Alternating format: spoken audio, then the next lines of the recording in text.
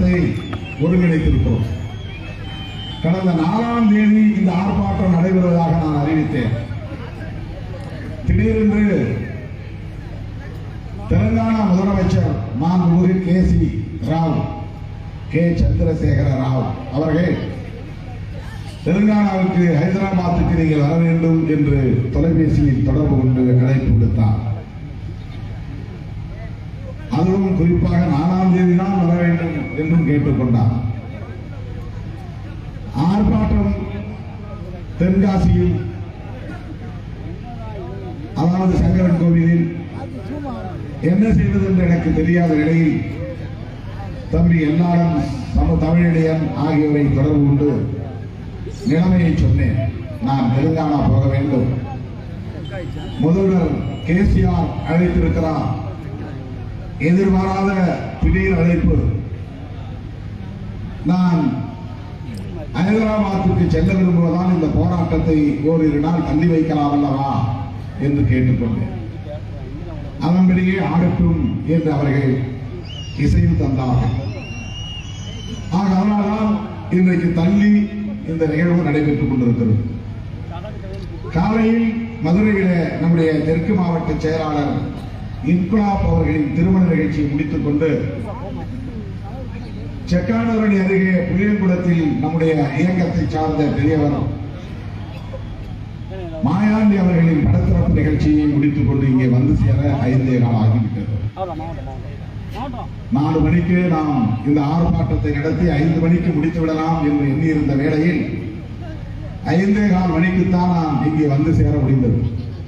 இப்போது மணி 6:15. நீண்ட நேரம் நான் எடுத்துக்கொள்ள விரும்பவில்லை. 2 பிரச்சனைகளுக்காக நாம் இந்த ஆர்ப்பாட்டத்தை ஒருங்கிணைத்திருக்கிறோம். ஒரு பிரச்சனை பாஞ்சாகுளம் கிராமம், பாஞ்சாகுளம் பள்ளி குழந்தைகளின் நெஞ்சை குத்தீட்டியால் குத்தி கிழிப்பதை போல சாதி வெறியர்கள் அந்த மாணவர்களை சாதியின் பெயரால் காயப்படுத்திய நிகழ்வு. அதை நினைக்கிற போதெல்லாம் எனக்கு நெஞ்சு பதறுகிறது. பச்சிளம் குழந்தைகள் இந்த பாழும் சாதியை பற்றி அறியாதவர்கள் மழலைத்தனமாக ஓடி போய் வழக்கம் போல கடையில் மிட்டாய் கேட்கிறார்கள். இனாமாக அல்ல, காசு கொடுத்து. ஆனால் சாதி பித்து பிடித்த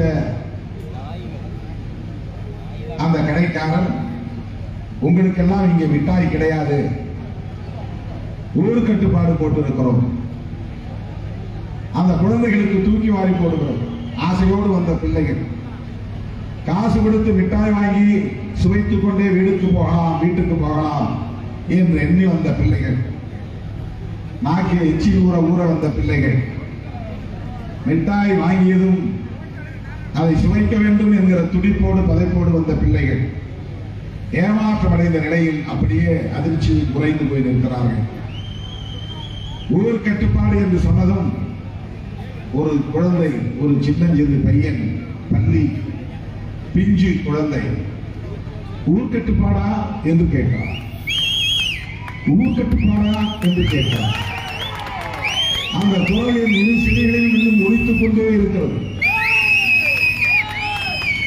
இதுவே தெரியாத அந்த பிள்ளையின் நெஞ்சிலே சாதி நஞ்சைய விஷத்தை ஏற்றுவது போல் ஏற்றிருக்கிறார்கள். நஞ்சை ஏற்றிருக்கிறார்கள். அவனுக்கு என்னவென்று தெரியவில்லை. அதற்கு அந்த கடைக்காரன் சொல்லுகிறான், ஆமாம், ஊர் கட்டுப்பாடு போட்டிருக்கிறோம், உங்க தெருவுக்காரங்களுக்கெல்லாம் இங்க யாருக்கும் நாங்கள் பொருள் தர மாட்டோம். 21ஆம் நூற்றாண்டில் இந்த மண்ணில் இன்றைக்கும் சாதியின் பெயரால் இந்த கேவலம், இந்த இழிவு இங்கே தொடர்கிறது என்றால் அதுவும் பள்ளி குழந்தைகளிடம் அந்த நச்சு கும்பல் அதை காட்டுகிறது என்று சொன்னால் இது எவ்வளவு பெரிய வெட்கக்கேடு, மானக்கேடு. அதை எண்ணும் போதெல்லாம் நெஞ்சு பதறுகிறது. அந்த பிள்ளைகள் ஏமாற்றத்தோடு திரும்பினார்கள் என்பதை விட மிட்டாய் வாங்கி சுவைக்க முடியவில்லையே என்கிற ஏமாற்றத்தோடு திரும்பினார்கள் என்பதை விட ஊர் கட்டுப்பாடா என்ற அதிர்ச்சியோடு அவன் கேட்டு அந்த அதிர்ச்சியிலிருந்து மீள முடியாமல் துவண்டு போய் அவன் அந்த கடையிலிருந்து வெளியேறுகிற அந்த காட்சி. அவனுக்கு என்ன தெரியும் உன் கேடுகட்ட சாதியை பற்றி? அவனுக்கு என்ன தெரியும்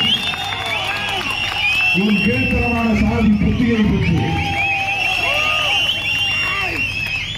அவனிடத்திலே நீ உன் சாதி வெறித்தனத்தை வெளிப்படுத்தியிருக்கிறாய் என்றால் நீ எவ்வளவு குரூரமானவன். சரி, இப்படி ஒரு நிகழ்வு நடந்தேறியது. அதை சாதி வீரர்கள் எப்போதுமே முட்டாள்கள் என்பதற்கு இதைவிட வேறொன்றும் சான்று இல்லை. மேல் சாதி என்ற ஆணவ புத்தி இருக்கிறது, ஆனால் அறிவு இல்லை. அந்த முட்டாள்களே படம் பிடித்து வீடியோ பிடித்து அதை சமூக ஊடகத்தில் போட்டுவிட்டார்கள். அவங்களுக்கு அறிவு இருந்தால் புத்தி இருந்தால் அதை செய்திருப்பானா? உலகமே பரவி என்று அவனுக்கு தெரியும். அதுதான் அவனுக்கு வீம்பாக வரப்போகிறது, தீம்பாக வரப்போகிறது, எவனாக வரப்போகிறது என்ற அறிவு அவனுக்கு. சாதி புத்தி எப்போதுமே அற்பத்தனமாகத்தான் சிந்திக்கும். பரந்த உள்ளம் இருக்காது, புத்தி வேலை செய்யாது. அவனே படம் எடுத்து அவனே பேசுகிற அந்த குரலை பதிவு செய்கிறான். அவர் ரொம்ப ஜாக்கிரதை. அவர் முகத்தை மட்டும் காட்டலையா? அவர் முகத்தை மட்டும் காட்டாதனால அவர் பேச்சு வேணாம் தப்பிக்கிறார். அவர் முகத்தை மறைச்சுக்கிட்டு வாய்ஸ் மட்டும் கொடுக்குறார். அதை ரெக்கார்ட் பண்ணி அவரே அனுப்புறார், வாட்ஸ்அப் போட்டுட்டார். அங்கிருந்தா சனியை பிடிக்கிறது. அவர் வந்து அந்த 10 பிள்ளைகளிடம் சாதி நஞ்சை வீசிய போது அந்த வடிவத்தில், பிள்ளைகளின் வடிவத்தில் வந்தவன் தான் சனியன். அவனே அவன் தலையில மண்ணாரி போட்டுட்டான். அவனே அவன் தலையில் மண்ணை வாரி போட்டுக் கொண்டான். அதை பதிவு செய்து அதை வாட்ஸ்அப்பில் அவனுடைய சமூக ஊடக குழுக்களில் அவன் பரப்ப, அது அரசின் கவனத்திற்கும் போக, காவல்துறையினரின் கவனத்திற்கும் போக, எல்லோரும் சமூக ஊடகங்களில் கண்டிக்க வேறு வழி இல்லாமல் காவல்துறை கைது செய்தது. ஏன்னா இந்த சமூக ஊடகம்லாம் இல்லைன்னா போலீஸ் என்ன செய்வாங்க தெரியுமா? போய் பெட்டிஷன் போங்க. அவன் திட்டினாங்கிறது என்ன சாட்சியம் தான் போலீஸே கேட்பான். அவன் திட்டினாங்கிறது என்ன சாட்சியம் தான். இன்னொரு கேட்பான், ஆமா இல்லாதையா சொல்லிட்டான், நீ என்ன சாதியா இருந்தா அவன் சொன்னான் போயான்பான். கேஸே போட மாட்டாங்க. இப்ப ஊரெல்லாம் உலகெல்லாம் தானா அதுக்கு முன்னாடி போயிருக்கு.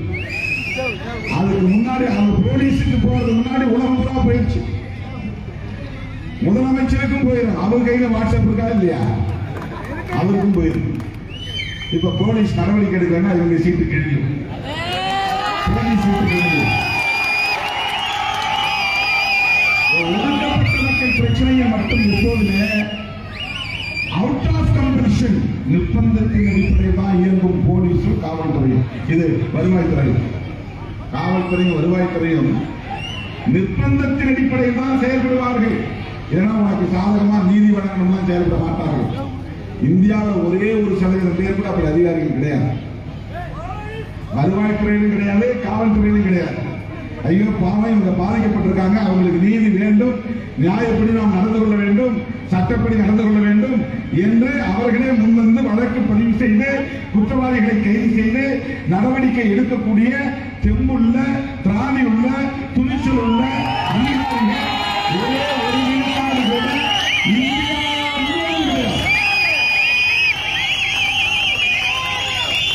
நடவடிக்கை அவர் எப்ப எடுப்பானா? நீயா போஸ்ட் அடிச்சு ஓட்டினா. முன்னால இந்த சோசியல் மீடியாலாம் வராதப்போ நம்ம இயக்கம் உடனே போஸ்ட் அடிச்சு விட்டோம். நாம மதுரையில என்ன பண்ணுவோம்னா, குறிஞ்சாங்குளத்துல பிரச்சனை நடக்குன்னா மதுரையில போஸ்ட் அடிச்சு விட்டுருவோம். தெரியாத அண்ணா சூசை சொன்னார், 30 வருஷத்துக்கு முன்னாடி திருஞாமலை பிரச்சனைக்கு போது இங்க ஒரு ஆர்ப்பாட்டம் வச்சார். இப்ப பிறந்தது பிறந்த தம்பிகளுக்கு தெரியாது. இந்த 20 வயசு 21 வயசு 15 வயசு 25 வயசு இருக்கிற பசங்களுக்குலாம் தெரியாது. அவங்க இப்ப எவனாவது பரப்புற வதந்தி நம்பிக்கிட்டு இருப்பாங்க. 30 வருஷத்துக்கு முன்னாடி நான் இதே மாதிரிதான் ஊர் ஊரா பஸ்ல திரும்பினேன். பஸ்ல தான் தூங்குவேன், ஜன்னல்ல சாஞ்சிக்கிட்டு. ஒரு நாள் கூட எனக்கு வந்து ஓய்வு இருக்காது, அப்படி அலைவேன். தக்கலையில பொதுக்கூட்டம் முடிச்சுட்டு பாண்டிச்சேரி போவேன், பாண்டிச்சேரியில முடிச்சுட்டு கோயம்புத்தூர் போவேன், கோயம்புத்தூர் முடிச்சுட்டு சங்கரன் கோயில் வருவேன். அன்னைக்கு மதுரையில ஏதோ ஆர்ப்பாட்டம் முடிச்சுட்டு நான் சங்கரன் கோயில் ஆர்ப்பாட்டத்துக்கு வர்றதுக்கு இதே மாதிரி மாலை வேலை ஆயிடுச்சு. கூட்டமே முடிஞ்சு போச்சு, எல்லாம் பேசி முடிச்சுட்டாங்க. அந்த சூசை ஏற்பாடு பண்ண கூட்டத்தில் வந்து வெறுமனே நின்றுட்டு அன்னைக்கு போனேன். எனக்கு நினைவு இருக்கு. அப்போ என்ன பண்ணுவோம்னா, எந்த ஊர்ல பிரச்சனை நடந்தாலும் உடனே நான் ஒரு வாசனை எழுதி கொடுப்பேன். தம்பிங்க அதை 100 200 300 400 போஸ்ட் அடிச்சு எல்லா பஸ்லையும் கண்ணாடியில் ஒட்டிடுவாங்க. பின்னால பாண்டிச்சேரியில் நடக்கிற பிரச்சனையை தென்காசியில் இருக்கிறவங்க பார்ப்பான், மெட்ராஸில் இருக்கிற பிரச்சனையை கன்னியாகுமரியில் இருக்கிறவங்க பார்ப்பான், கன்னியாகுமரியில் இருக்கிற பிரச்சனையை கோயம்புத்தூர்ல இருக்கிறவங்க பார்ப்பான். அன்னைக்கு நமக்கு இருந்த ஒரே ஆயுதம் அப்ப இருந்த சோசியல் மீடியா பஸ் தான். பஸ் தான் சோசியல் மீடியா. நமக்கு இருந்த வாட்ஸ்அப் வந்து பஸ்ஸுக்கு பின்னால் இருந்த கண்ணாடி தான். நமக்கு இருந்த வாட்ஸ்அப் வந்து பஸ்ஸுக்கு பின்னால் இருந்த கண்ணாடி தான். நமக்கு இருந்த பேஸ்புக் வந்து அப்ப வெறும் சுவர் தான். எங்க பார்த்தாலும் திமில் எழுவோம், திருப்பி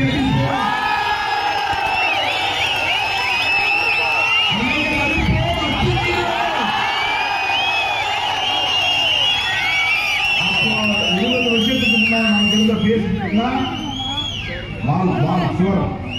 சுவர் எழுத்து விளம்பரங்கள் தான். சுவர் எழுத்து விளம்பரங்களாலேயே சுவரொட்டிகளாலேயே ஒரு இயக்கம் வளர்ந்தது என்றால்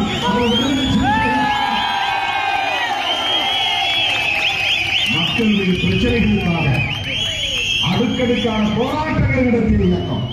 அப்படி நம்ம போராடினா போய் போலீஸ் ஸ்டேஷன்ல நாம போய் மனு கொடுக்க போனா லத்தியாரத்தை விட்டு வெட்டி தருவாங்க. வெளியே போ என்ன சிறுத்தை புலினா சிறு உரிமையா நீ வாயை போனது காட்டு அப்படின்னு வாயில குச்சியா குத்துவாங்க.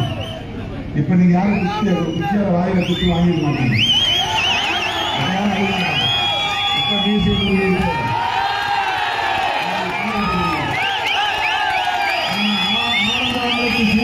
அடி வாங்கிடலாம். குச்சி எடுத்து சிறுத்தையா எங்க சீரு பாம்பு வாயில குத்திடுறாங்க. இதெல்லாம் போலீஸ் கேரக்டர். நம்ம அடி வாங்கினது பிரச்சனை இல்லை, அடி வாங்கினாலும் திருமாவளவனோடு தான் இருப்பேன் என்று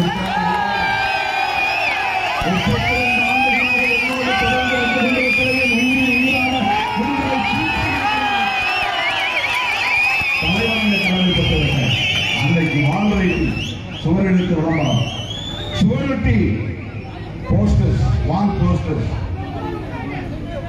அச்சிட்டுதான் பிரச்சனைகளை மையப்படுத்துவோம். அப்படி போய் நெருக்கடி கொடுத்தா எஃப்ஐஆர் போடுவாங்க.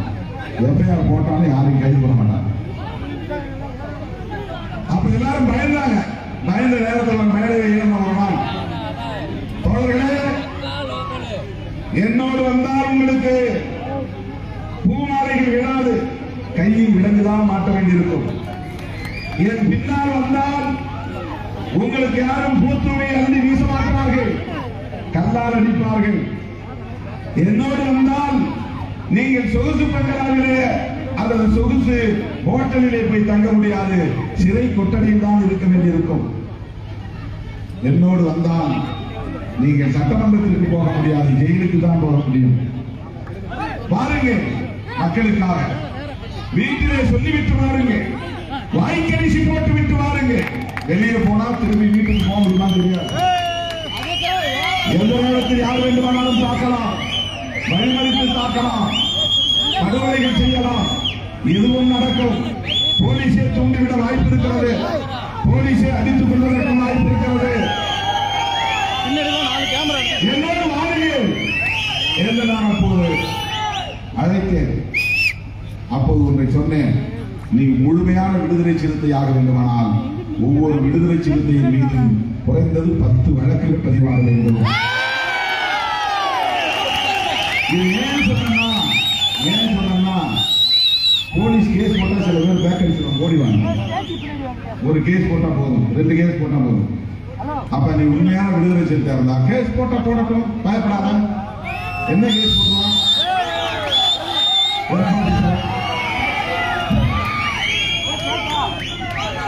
அன்லாஃபுல் அசெம்பிளி எல்லாரும் மேலே அதான் போடுவாங்க.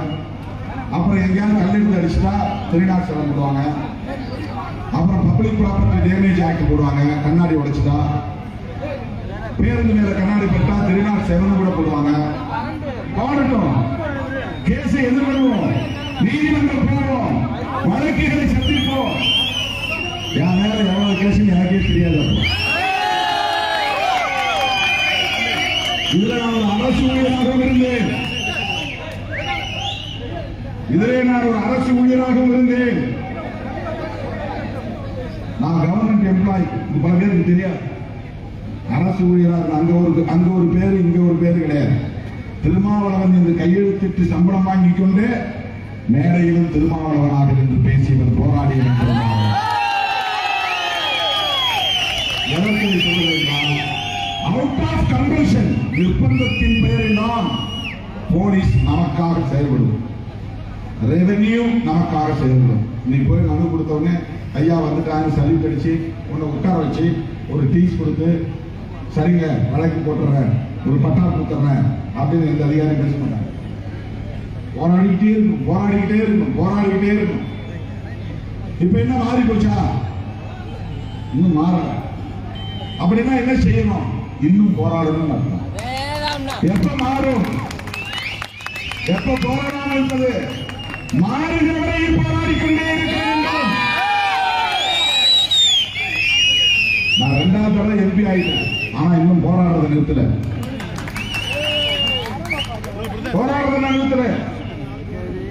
போராட்டம் தான் வாழ்க்கை.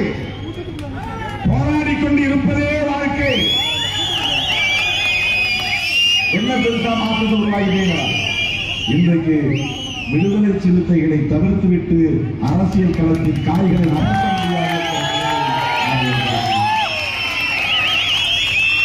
அது ஒன்றே நமக்கு தலை நிமிர்வு.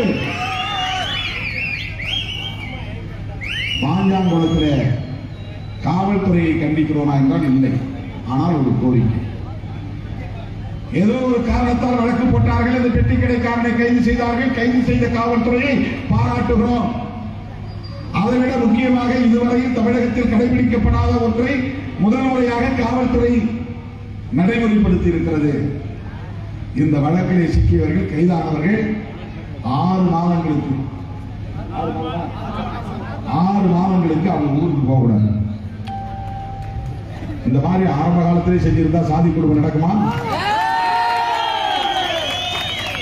சட்டத்தில் இருக்கு. இது போலீஸ் விருப்பம் போல செய்யல, சட்டத்தில் இருக்கு. தலித்தனுடைய சொத்துக்களை ஒருவன் சேதப்படுத்தினால் சேதப்படுத்தின சொத்தை அட்டாச் பண்ணணும், சட்டத்தில் இடம் இருக்கு. அவன் சொத்தை பறிமுதல் பண்ணணும். அரசாங்கமே நஷ்டீடு கொடுக்க கூடாது. எவன் ஒரு தலித் குடும்பத்தை போய் தாக்கினானோ, வீட்டை அடித்து சேதப்படுத்தினானோ, சொத்துக்களை சூறையாடினானோ அவனை கைது செய்வதோடு மட்டுமில்லாமல் அவனுடைய வீடு, அவனுடைய நிலவரம் உள்ளிட்ட சொத்துக்களை பறிமுதல் செய்து வைக்க வேண்டும். வன்கொடுமை தடுப்பு சட்டத்தில் இருக்கு. அதை யாரும் செய்ய சட்டத்தை முறையாக நடைமுறைப்படுத்துவதில்லை. முதல் முறையாக தமிழ்நாடு வரலாற்றில், இன்னும் சொல்ல போனால் தென்னிந்திய வரலாற்றில் முதல் முறையாக பாஞ்சாங்குளத்தில் அந்த பள்ளி குழந்தைகளிடம் போய் ஊர் கட்டுப்பாடுன்னு சொல்லி அந்த பிள்ளைகளின் உள்ளத்தில் காயத்தை ஏற்படுத்தினானே அவனை, அந்த குடும்பத்தை சார்ந்தவர்களை கைது செய்திருக்கிறது போல பாராட்டுகிறோம். அவர்களை 6 மாதம் ஊருக்கு திரும்பக்கூடாது என்று சொல்லி இருப்பதை பாராட்டுகிறோம். வேறு எதற்காக இந்த ஆர்ப்பாட்டம்? ஊர் கட்டுப்பாடு என்று அவன் சொல்லுகிறான் என்றால் அவன் ஒரு ஆள் ஊர் கட்டுப்பாடு போட முடியாது. அந்த பெட்டி கடைக்காரன் மட்டும் ஊர் கட்டுப்பாடு போட முடியாது. அப்ப அந்த ஊரை சார்ந்தவர்கள், முக்கியமானவர்கள், ஊர் நாட்டாமைகள் எல்லோரும் சேர்ந்துதான் இந்த கிராமத்தை சார்ந்த ஆதிதிராவிட பொதுமக்களுக்கு கடையிலே, கடை தெருவிலே எந்த பொருளையும் விற்கக்கூடாது, அவர்களுக்கு தரக்கூடாது என்று கட்டுப்பாடு விதித்திருக்கிறார்கள் என்றால் அதற்கு பெயர் சமூக புறக்கணிப்பு, ஆங்கிலத்திலே சோசியல் பாய்காட். இது கொடிய குற்றம். அப்போ அந்த பெட்டி கடைக்காரர் மட்டும் அதை முடிவு செய்யவில்லை. அந்த ஊரில் உள்ள முக்கியமான அந்த சமூகத்தை சார்ந்த நாட்டாமைகளும் அதில் சம்பந்தப்பட்டிருக்கிறார்கள். எனவே சங்கரங்கோவிலில் நடைபெறுகிற இந்த ஆர்ப்பாட்டத்தின் ஊடாக தமிழ்நாடு காவல்துறைக்கு விடுதலை சிறுத்தைகள் கட்சி விடுக்கிற வேண்டுகோள் கோரிக்கை, பாஞ்சாகுளம் பள்ளி குழந்தைகளின் மீது சாவிய வண்ணத்தை ஏவிய ஊர் கட்டுப்பாடு என்கிற பெயரில் சமூக புறக்கணிப்பை திணித்த ஊர் நாட்டாமைகள் அனைவரின் மீதும் வழக்கு பதிவு செய்ய வேண்டும். அனைவரையும் பதிவு செய்ய வேண்டும். இதுதான் பாஞ்சாகுளத்தில் விடுதலை சிறுத்தைகள் விடுக்கிற வேண்டும். எல்லாருமே கேட்கப்படும். அவன் ஒரு ஆளா முடிவு பண்ணா அந்த ஊர்ல எல்லாம் ஒன்னா சேர்ந்து அந்த சாதிக்கு கடையில எதுவும் கொடுக்காதீங்க என்று தீர்மானம் போட்டார்களோ அவர்கள் அனைவரையும் கைது செய்ய வேண்டும். அவங்க கேஸ் போடணும். வன்கொடுமை தடுப்பு சட்டம் அதைத்தான் சொல்லுகிறது. சோசியல் பாய்காட் என்பது சாதாரணமான குற்றம் அல்ல.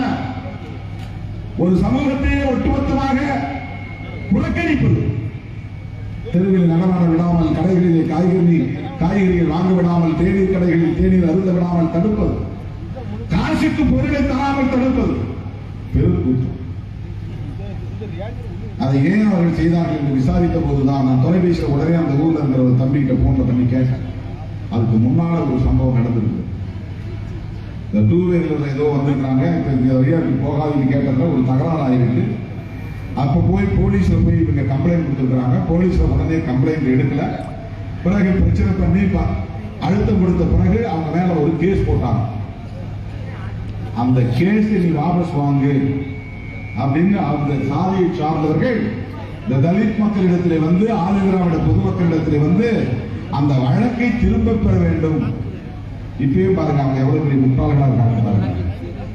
இந்த கேஸ்ல வழக்கு போட்டா அவங்க வந்து போலீஸ் தான் வழக்க போடுறதா இருந்தாலும் திரும்ப வாங்குறதா இருந்தாலும் போலீஸ் தான் பண்ண முடியும். நாம போய் ஒண்ணும் பண்ண முடியாது. ப்ராசிக்யூஷன் செய்யலாம், அதுல முடிவு பண்ணணும். சிவில் கேஸ் கிடையாது, இது கிரிமினல் கேஸ். கிரிமினல் கேஸ்ல அரசு வழக்கறிஞர் தான் அதுல ஒரு முடிவெடுக்க முடியும். இவனை போய் அவன் மிரட்டான், நீ கேஸை வித்ட்ரா பண்ணணும். எஃப்ஐஆர் போட்டதுதான் நாம கண்டுக்காம இருந்தா போலீஸே என்ன பண்ணுவாங்க, சாதி வீரர்கள் கேட்காமலே, அவன் கேட்காமலே செய்வான், நீ கேட்டாலும் செய்ய மாட்டான். அதுதான் போலீஸ். அவன் கேட்காமலே செய்யும் போலீஸ், நீ கேட்டாலும் செய்யாது போலீஸ். எந்த ஊர்ல எங்க மேல போட்ட கேஸை வித்ட்ரா பண்ணு எந்த சாதி வீரன்னு கேட்டது கிடையாது. ஆனா கலெக்டர் தலைமையில் நடக்கிற அந்த விஜிலன்ஸ் அண்ட் மானிட்டரிங் கமிட்டி கூட்டம் ஒரு கூட்டம் இருக்கு, விழிப்பு மற்றும் கண்காணிப்பு குழு கூட்டம். அதுல ஒரு தீர்மானத்தை போட்டு எஸ்சி கொடுத்த புகார் எல்லாம் ஆதாரம் இல்லாத புகார், மிஸ்டேக் ஆஃப் ஃபேக்ட், அதுல இருந்து MOF அவங்க சொல்லுவாங்க. உங்களை வச்சுக்கிட்டே சொல்லுவாங்க, உங்களுக்கு புரியாது. MOF mistake of fact. மிஸ்டேக்னா பிழை, ஃபேக்ட்னா உண்மை, உண்மைக்கு மாறான தகவல், இவங்க கொடுத்த புகார் பொய் புகார் அப்படின்னு ஒரு பதிவை பண்ணி போட்ட கேஸ் ரெஃபர்னா தள்ளுபடி பண்ணிருக்கு. யார் மேல கேஸ் போட்டார்களோ அந்த கேஸ் யார் மேல இருக்கோ அவங்க வந்து கோரிக்கை வைக்க மாட்டாங்க. ஆனா போலீஸே அதை செய்யும், கலெக்டரே அதை செய்வார். அப்ப அரசாங்கம் யாருக்காக இருக்கிறது என்பதை புரிந்து கொள்ளுங்கள். அதிகாரிகள் யாருக்காக இருக்கிறார்? ஆனா அவன் போய் என்ன பண்றான், அவனுக்கு அறிவில்லை. அவன் போய் இந்த ஆதிதிராவிட இளைஞர் யாரு கேஸ் கொடுத்தானோ அவங்க போய் சண்டை எடுத்துருக்கான். நீ கேஸ் கொடுத்தல, கம்ப்ளைண்ட் கொடுத்தல, நீ போய் வித்ட்ரா பண்ணு. சிவில் கேஸா இருந்தா தான் வித்ட்ரா பண்ண முடியும், கிரிமினல் கேஸை வித்ட்ரா பண்ண முடியாது. ஒன்ஸ் எஃப்ஐஆர் போட்டுச்சுன்னா அதுக்கப்புறம் கோர்ட்டு தான். அவங்க ரெஃபர் பண்ணாம இருந்தாங்கன்னா சார்ஜ் ஷீட் போடணும். சார்ஜ் ஷீட் போட்ட பிறகு கோர்ட்ல போய் நீ சாட்சியை ஹாஸ்டைல் பண்ணணும். ஆங்கிலத்தில் ஹாஸ்டைல்னா சாட்சி. சாட்சினா எனக்கு தெரியாதுங்க, இவங்க அடிச்சாங்க என்னன்னு தெரியல, யாரோ கையெழுத்து அடிச்சாங்க, இந்த தம்பியா எனக்கு தெரியலங்க அப்படின்னு சொல்லி அவனை காப்பாற்றுறது. அப்படிதான் கேஸை வந்து கடைசியா முடிக்க முடியும். அது கிரிமினல் கேஸ். SC/ST கேஸ் என்பது கிரிமினல் கேஸ். ஒரு தடவை வழக்கு பதிவாயிருச்சுன்னா அதுக்கப்புறம் போலீஸ் தான் முடிவு பண்ண முடியும். வழக்கு புகார் கொடுத்தவன் முடிவு பண்ண முடியாது. கேஸ் அப்படிலாம் வாபஸ் வாங்க முடியாது. எஃப்ஐஆர் போடுறதுக்கு முன்னாடி புகார் வச்சிருந்தான்னா வாபஸ் வாங்கலாம். எஃப்ஐஆர் போட்ட பிறகு அவனா நினைச்சா ரெஃபர் பண்ணலாம், வித்ட்ரா பண்ண முடியாது. வித்ட்ரானா திரும்ப பண்றது. நான் கொடுத்த புகாரை திரும்ப வாங்கிக்கிறேன்னு அர்த்தம். ரெஃபர்னா போலீஸே வந்து விசாரிச்சாங்களாம், புலனாய்வு செய்தார்களாம். அந்த புலனாய்வில் இது தவறான புகார் என்று தெரிய வந்ததாம். அதனால் அந்த வழக்கை தள்ளுபடி செய்கிறார்களாம். அதுக்கு பேர் மிஸ்டேக்கா பாருங்க. அந்த ஊர்ல பாஞ்சாங்குளத்துல ஒருத்த மேல கேஸ் ஆயிடுச்சு. அவன் போய் ஆதி திராவிட சமூகத்தை சார்ந்த இளைஞர்களிடத்துல நீ கொடுத்த புகாரை திரும்ப பெறும் போது அவன் வாங்க முடியாதுன்னு நான் செய்ய முடியாதுன்னா, இதற்காக ஒட்டுமொத்த கிராமமே ஒன்று சேர்ந்து தலித் மக்களுக்கு எதிராக சமூக புறக்கணிப்பு செய்ய முடிவெடுக்கிறார்கள். கடைக்கண்ணிகளில் பொருள் தருவதில்லை. அவன் பள்ளிக்கூடத்து பையன் போய் கேட்கிறான், அவனுக்கு என்ன தெரியும்? உன் கேடு என்ற சாதி புத்தியை பற்றி அவனுக்கு என்ன தெரியும்? உனக்கு சாதிங்கிற மனநோய் இருக்கிறது அவனுக்கு எங்க தெரியும்? காசு கொடுத்தா மிட்டாய் வாங்கி வீட்டுக்கு போற வரைக்கும் அப்படியே சுவைச்சுக்கிட்டே போகலாம் அப்படின்னு அவன் ஆசையா போயிருந்தான். அந்த பையன் கேட்ட கேள்வி அப்படியே ஷாக்கிங்கா கேட்கலாம். உடனே என்னது உள்கட்டுப்பாடா அப்படின்னு கேட்கலாம். அதை திரும்ப கேட்டு பாருங்க. அந்த பச்சை குழந்தையின் பிஞ்சு குழந்தையின் மழலையும் அந்த வார்த்தை என்னை அப்படியே உலுக்கி விட்டோம். அவன் என்ன செய்வான்? நான் கேட்கிறேன், ஊர் கட்டுப்பாடு என்பது சாதாரண குற்றமா? சமூக புறக்கணிப்பு என்பது சாதாரண குற்றமா? வன்முறை தடுப்பு சட்டத்தின்படி சமூக புறக்கணிப்பு செய்த அனைவரையும் அல்லவா கைது செய்ய வேண்டும். ஆக இந்த மாபெரும் ஆர்ப்பாட்டத்தின் ஊடாக நான் தென்காசி மாவட்ட காவல்துறைக்கு விடுக்கிற வேண்டுகோள், பாஞ்சாங்குளத்தில் ஊர் கட்டுப்பாடு என்கிற பெயரில் சமூக புறக்கணிப்பு குற்றத்தை செய்த சாதிநெறி கும்பல் அனைவரின் மீது வழக்கு பதிவு செய்ய வேண்டும்.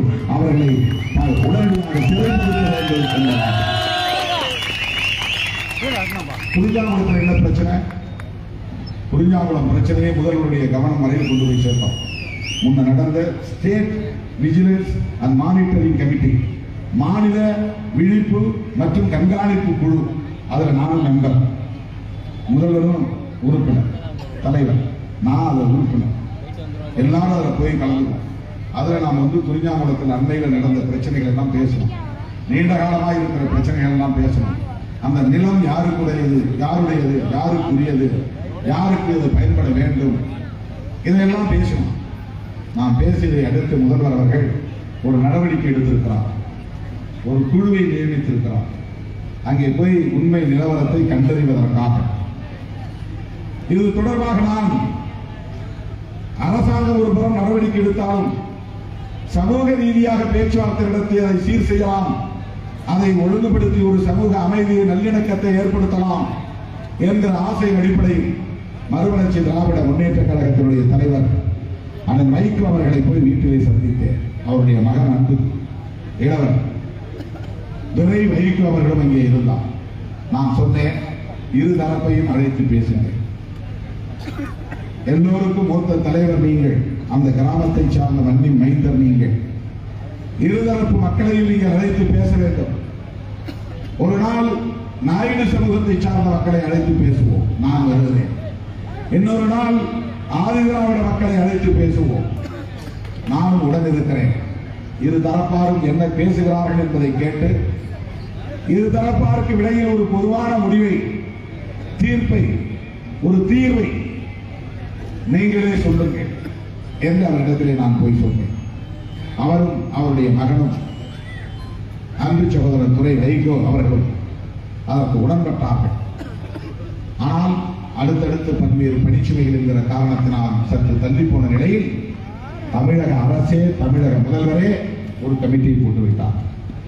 குறிஞ்சாங்குளத்திலே எந்த அந்த நிலம் தொடர்பான, காந்தாரி அம்மன் சிலை வைப்பது தொடர்பான, அந்த மைதானத்தை பயன்படுத்துவது தொடர்பான பிரச்சனை என்ன, நாயுடு மக்களின் தரப்பில் சொல்லப்படுவது என்ன, ஆதிதிராவிட பொதுமக்களின் தரப்பில் சொல்லப்படுவது என்ன, அவர்களின் கோரிக்கை என்ன, இவர்களின் கோரிக்கை என்ன, அந்த வரலாற்று பின்புலம் என்ன என்பதை எல்லாம் கண்டறிவதற்காக ஒரு குழுவை முதல்வர் நியமித்திருக்கிறார். இந்த நிலையில் நாம் ஏன் இந்த போராட்டத்தை முன்னெடுத்திருக்கிறோம்? இந்த கேள்வி இயல்பாக எழும், வேறொன்றும் இல்லை.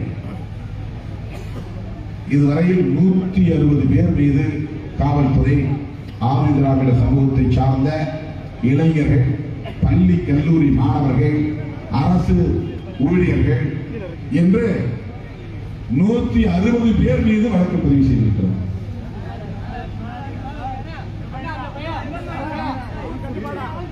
அந்த விளையாட்டு மைதானம் தொடர்பாக 120 பேர் மேல, விடுதலை சிறுத்தைகள் கொடியை ஏற்றியது தொடர்பாக 40 பேர் மீது வழக்கு.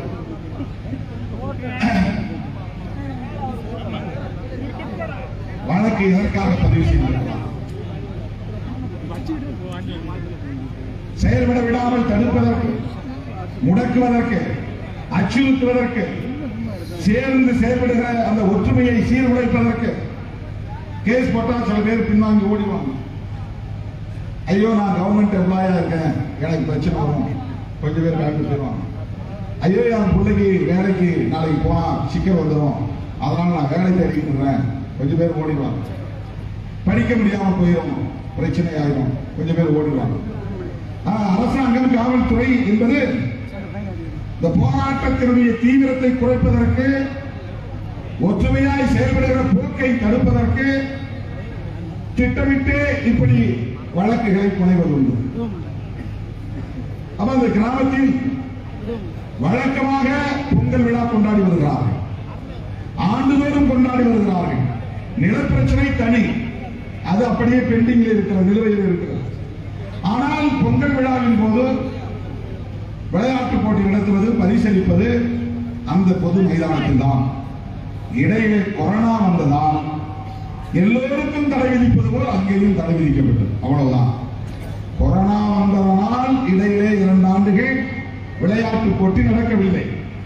அதையே ஒரு காரணமாக பயன்படுத்தி அதற்கு அடுத்த ஆண்டு விளையாட போகும்போது போலீஸ் தடை விதிக்கிறது. 144 உத்தரவு. ஏன் போலீஸ் தடை விதிக்கிறது? நாம் கேட்டாலும் செய்யாது, அவர்கள் கேட்காமலே செய்வார்கள்.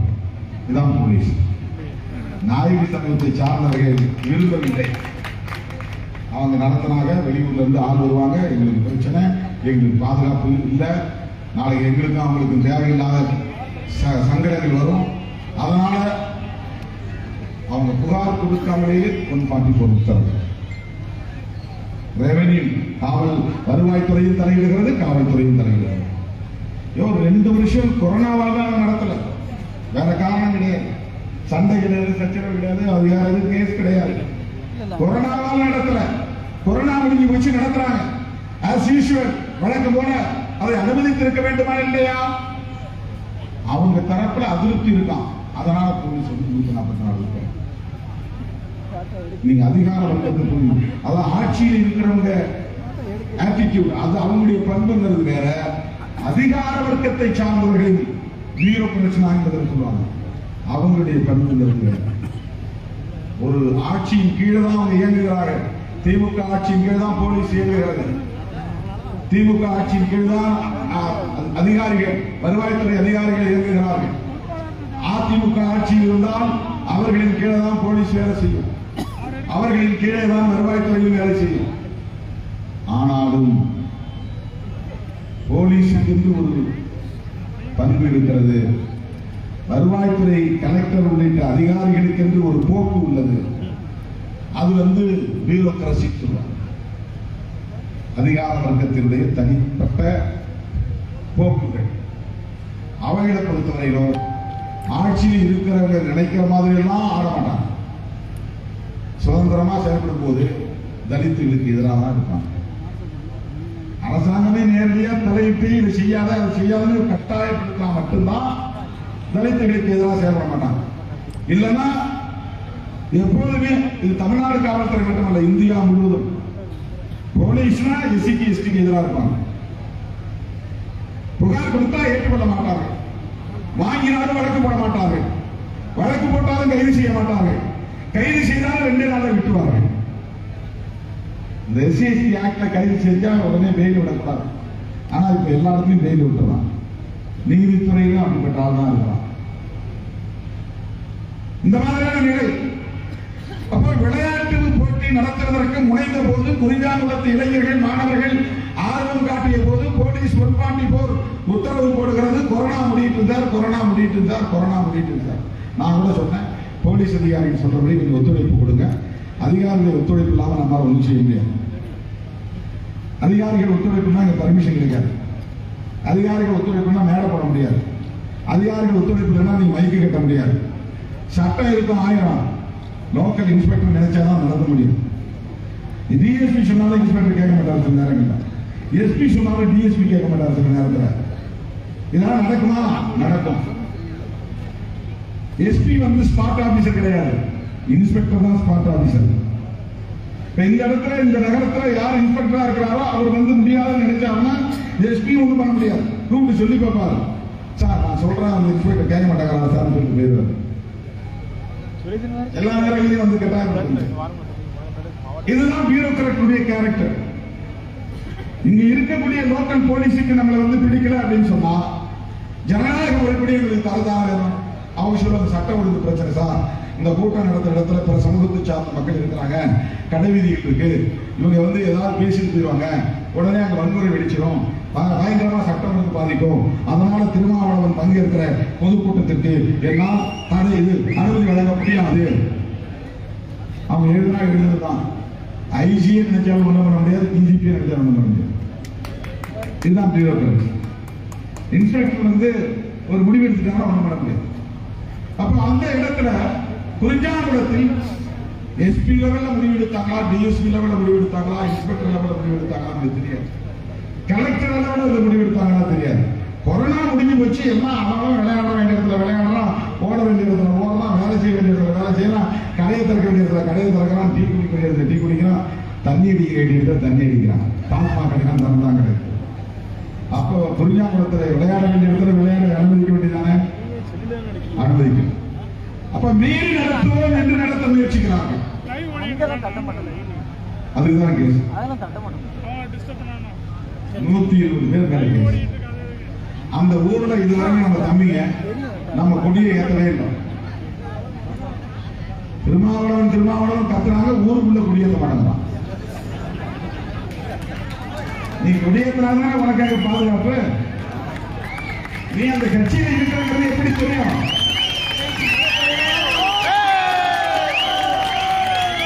நீ எந்த கட்சியில் இருந்தாலும் நான் வருவேன், அது வேற விஷயம். நீ திமுக இருந்தாலும் காங்கிரஸ் இருந்தாலும் கம்யூனிஸ்ட் இருந்தாலும் நீ பழைய உனக்காக கடைசியாக வந்து நிற்கப்போகிறதும்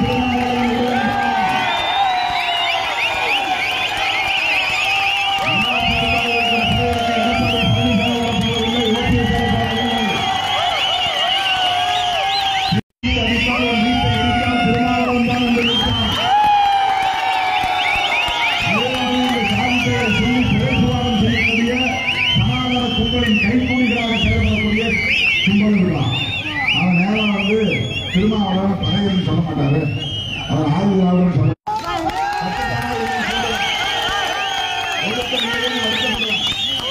5000 பேர் திறந்து கிடக்கிற 50 பேர் தான் பிரச்சனை பண்றீங்க. 4950 பேர் கட்டுப்பாடா பாருங்க. ஆனா நம்ம எழுதி இருக்கலாம், அதை பேச மாட்டான். திருமாவளவன் பேச்சை எவ்வளவு கட்டுப்பாடா கேட்கறான்னு கேட்க மாட்டான். இந்த 4 பேர் விசிலடிக்கிறதா எடுத்து போகணும்,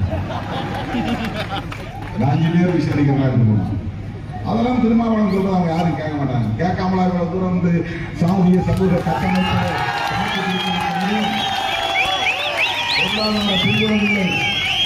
நமக்கு யாரு இடம் கொடுப்பான்? கடையில போய் நன்கொடை கேட்டா கூட இந்த சாதியா இந்த கட்சியா போடா வெளியேற்றோம். யார் பொருளாதாரத்தில் கொடுத்து உதவுறதுக்கு ஆள் இருக்கிறான்? பத்திரிகைக்காரன் நமக்கு எதிரான விஷயம் தான் போடுவானே தவிர நான் ஆதரவான விஷயம் போட மாட்டான். டிவிக்காரன் சரி, சமூக ஊடகங்களும் சரி, இதுல எது நான் தப்பா பேசணும் பார்த்து அதை மட்டும் முன்னாடி பின்னாடி கட் பண்ணிட்டு அதை மட்டும் எடுத்து போடுவான். இவ்வளவு சதி திட்டங்களை எல்லாம் முறியடித்து திருமாவளவன் நிமிர்ந்து நிற்கிறார்.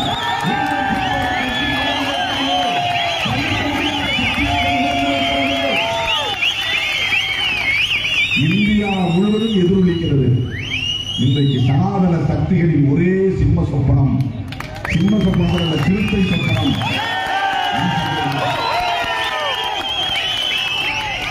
தமிழ்நாட்டில் நடத்துவதாக இருந்த RSS பேரணியை நிறுத்தி காட்டிய இயக்கம்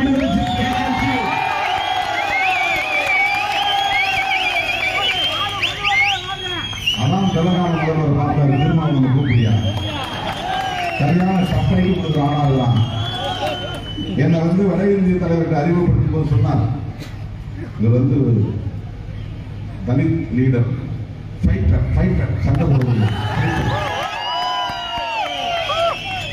அப்படின்னா அறிமுகப்படுத்தினாங்க. ஏன் இதை சொல்றேன்னு சொன்னா, எந்த ஊரில் பிரச்சனை இருந்தாலும் அந்த பிரச்சனைக்காக முகம் கொடுக்கிற ஒரே இயக்கம் விடுதலை சிறுத்தைகள்.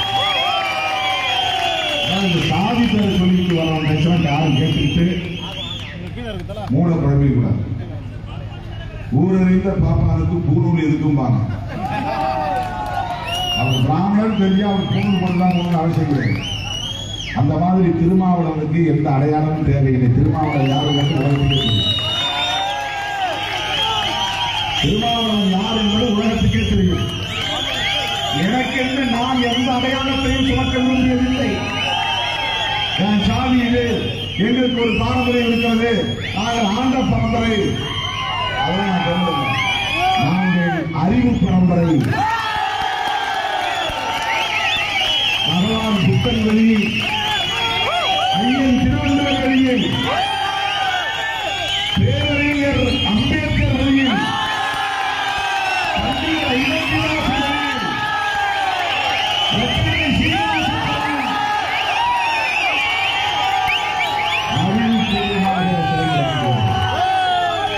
எங்களுக்கு வந்து பாண்டிய மன்னன் துணைக்க தேவையில்லை, சேர மன்னன் துணைக்க தேவையில்லை, சேர மன்னன் துணைக்க தேவையில்லை, அவருக்கு புத்தகம் உயர்த்திட்டு இருக்கிறவன் தேவையில்லை, வால் பிடிச்சிருக்க தேவையில்லை.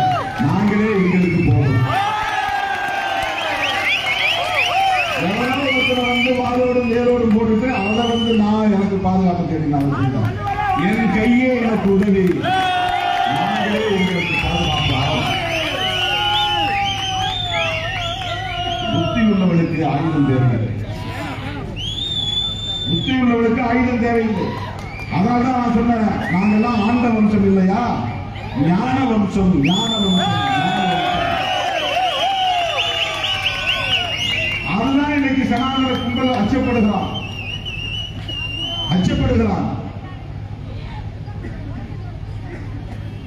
சனாதனத்தை இன்றைக்கு தோலுரித்து காட்டக்கூடிய ஒரு வலிமைமிக்க பேரியக்கமாக விடுதலை சிறுத்தைகள் கட்சி வளர்ந்திருக்கிறது.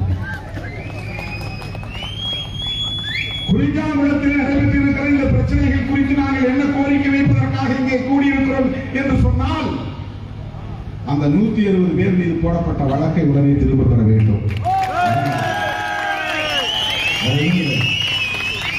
அந்த நியமனத்திய பிரச்சனையை அந்த கமிட்டி முடிவு பண்ணட்டும். முதல்வர் நியமித்திருக்கிற கமிட்டி முடிவு செய்யும். அல்லது அதை சட்டப்படி எப்படி எதிர்கொள்ள வேண்டுமோ எதிர்கொள்வோம். அல்லது அந்த வைகோ அவர்களின் துணையோடு அதை பேச்சுவார்த்தை நடத்தி அதில் ஒரு நல்ல தீர்வு காண முடியுமா, அதற்காக முயற்சிப்போம். அந்த மக்களுடைய வழிபாட்டு உரிமை. எனக்கு கடவுள் நம்பிக்கை கிடையாது, ஆனால் கடவுளை நம்புகிறவர்களை நான் மதிக்கிறேன். போயிருந்தப்போ கேசிஆருக்கு வந்து குங்குமம் விட்ட பெண்மணி வந்து எனக்கு வைக்கலாமான்னு அவர்கிட்டே கேட்டாங்க. அவரா பொக்கு பொட்டு வைங்க அப்படின்னாங்க. அந்த அம்மா வந்து எனக்கு குங்குமம் வச்சாங்க. நான் எடுத்துக்கிட்டேன். நான் பேசி பிடிக்கிறவங்க இந்த குங்குமம் என் நெஞ்சில் இருக்கு. நான் வீட்டுக்கு போகும்போதெல்லாம் என் அம்மா ஆளை எடுத்து எனக்கு குங்குமம் வைப்பாங்க, திருநீர் பூசுவாங்க. ஒரு நாள் அதை நான் வந்து தடுத்தது. அன்னைக்கு கூட என்னுடைய 60வது பிறந்த நாளுக்கு எனக்கே தெரியாம எங்க அம்மா போய் ஒரு கோயிலில் உட்காந்துட்டு 60 வயசு ஆனா ஏதோ ஒரு பூஜை பண்ணுமா, அந்த பூஜையை நான் நடத்தியே தீருவேன். எங்க ஊர்ல ஒரு ஆளை பிடிச்சி கொண்டு போயிருக்கேன். நான் வந்து எங்கேயோ ஒரு ஊருக்கு போயிட்டு 4:30 மணிக்கு போற வேலை செய்யணும். 4:30 மணிக்கு போனா ஒருத்தர் வந்து நம்ம ஊர் தம்பி ஒருத்தர், அண்ணா நீங்க கிளம்புங்க. எங்க கிளம்பணும்? இங்க ஒரு கோயிலுக்கு போயிட்டு வரணும். எதுக்கு கோயிலுக்கு? அம்மா உட்காந்துருக்காங்க, சாமி கும்பிட்டு இருக்காங்க, உங்க பிறந்த நாளுக்காக சாமி கும்பிடுவாங்க. சாமி கும்பிட தான் போயிருக்காங்க. நான் 6:30 மணிக்கு போனோம். 4:30 மணிக்கு வந்து என்ன கூப்பிட்டாங்க தம்பி. சரி, அம்மா வந்து நம்ம தெய்வமாய் போற்றக்கூடிய ஒரு ஜீவன். நம்முடைய எல்லா நலன்களிலும் அக்கறை உள்ள ஒரே ஒரு குற்றம் கண்டுபிடிக்காத ஒரே ஜீவன் அம்மா மட்டும்தான்.